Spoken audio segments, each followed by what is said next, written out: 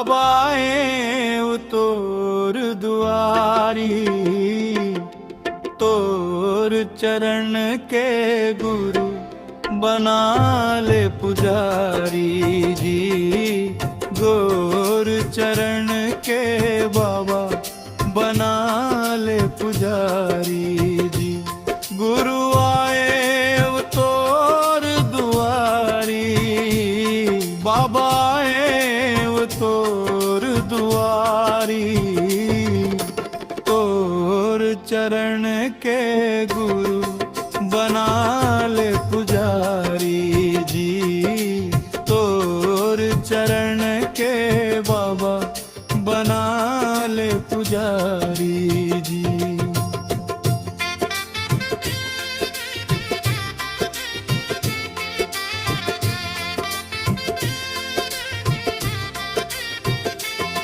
मैया आए जान लगा के, आए गुरु तोर दुआरी, तोर चरण के मोला गुरु अपन बना ले तोर पुजारी। तोर चरण के मौला बाबा अपन बना ले तोर पुजारी। गुरु तोर चरण के दासी मैं, आए तोर दुआरी, बाबा तोर चरण के दासी मैं, आए वो तोर दुआरी। तोर चरण के गुरु बना ले पुजारी जी। तोर चरण के बाबा बना ले पुजारी जी।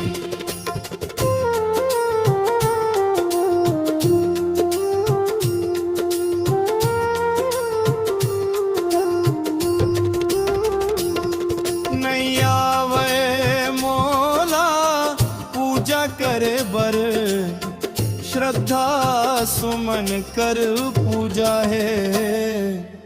गुरु पिता तोर जी, श्रद्धा सुमन कर पूजा है। गुरु पिता तोर जी। नहीं आवे मोला पूजा करे बर, श्रद्धा सुमन कर पूजा है। गुरु पिता तोर जी। मैं नहीं आया पूजा के पार, गुरु क्षमा करेगा। मैं तो आए पूजा के पार, बाबा क्षमा करेगा। तोर चरण के गुरु बना ले पुजारी जी। तोर चरण के बाबा बना ले पुजारी जी।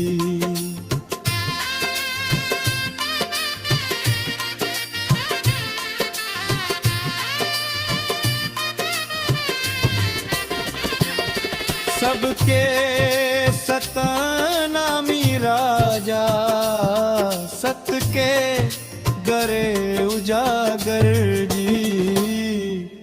गुरु घसीदास गुरु अमरदास, गुरु बालक दास जी।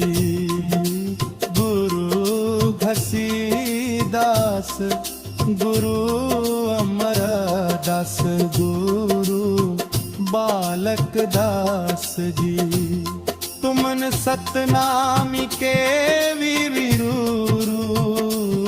सत के मरा रेवतीर। तुमन सतनामी के वीर बाबा, सत के मरा रेवतीर। चरण के गुरु बना ले पुजारी जी तोर चरण के बाबा बना ले पुजारी जी